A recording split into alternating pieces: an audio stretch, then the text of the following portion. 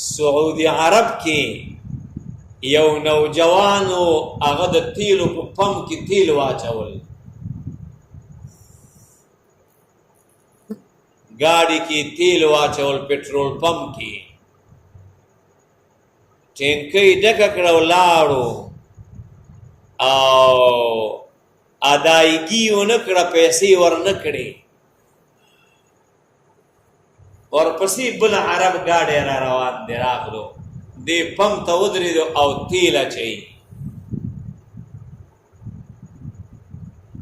او دا مزدور ګوري چې د ده په مخ کې د خفګان او د ناامیدۍ هغه بڅر کې یو نښې ښکاري. عرب ورته ولې خفه یې، ولې څه چل دی؟ مزدور ته وایي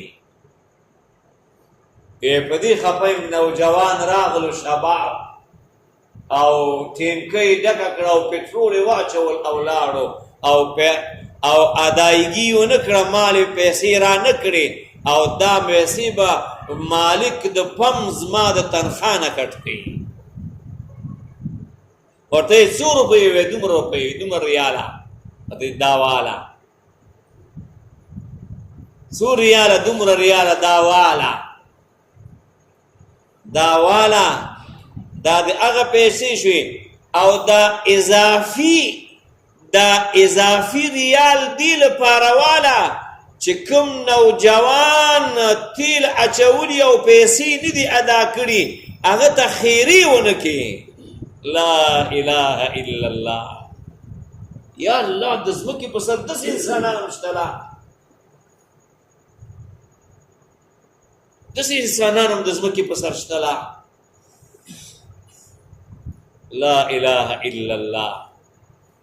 احسان او خیګنه ولې کوي؟ ځکه د الله یو رحم را لېږلی، یو رحم.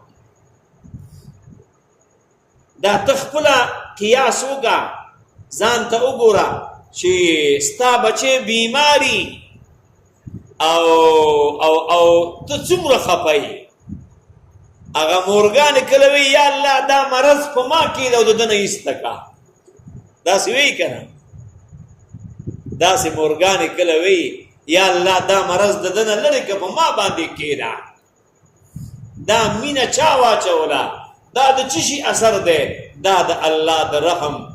نو فانظر الى آثار رحمت الله، د الله د رحم آثارو ته وګوره، نښو ته چې څومره ښکاره کېږي.